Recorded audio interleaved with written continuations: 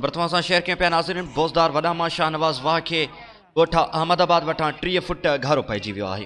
सिकंदर मल्हा जी report मूजिबि मीरवाह canal मां निकिरंदड़ शाहनवाज़ वाह खे ॻोठ अहमदाबाद भरिसां 30 फुट खां वधीक घारो पइजी वियो। केतिरनि ई एकड़नि ते पोखियल कणक, केले, सब्ज़ी, बरसीम जो फसल पाणी हेठि जी लपेट में अची वियो। आपाशी अमलो ॻोठाणनि जी मदद सां घारो ॿधण में मसरूफ़ आहे। घारो वाह खे लॻण गैरक़ानूनी वंझे सबबि लॻो। मुतासिर ॻोठाणनि मौक़िफ़ ॾिनो आहे। शाहनवाज़ वाह में 60 खां 70 गैरक़ानूनी विंझियूं ऐं पाइप लॻल आहिनि।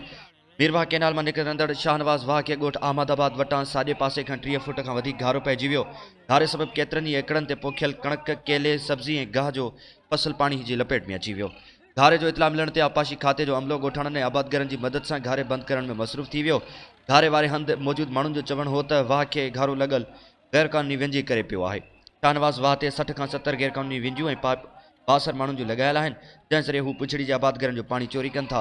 आपाशी खाते जा मुलाज़िम 62 माण्हुनि खे सियासी आशीर्वाद हुअण करे विंझियूं ऐं पाइप बंदि करण लाचार आहिनि। शाहनवाज़ वाह खे लॻल घारे जो पाणी हेठि आयल फसल जो ॾेख।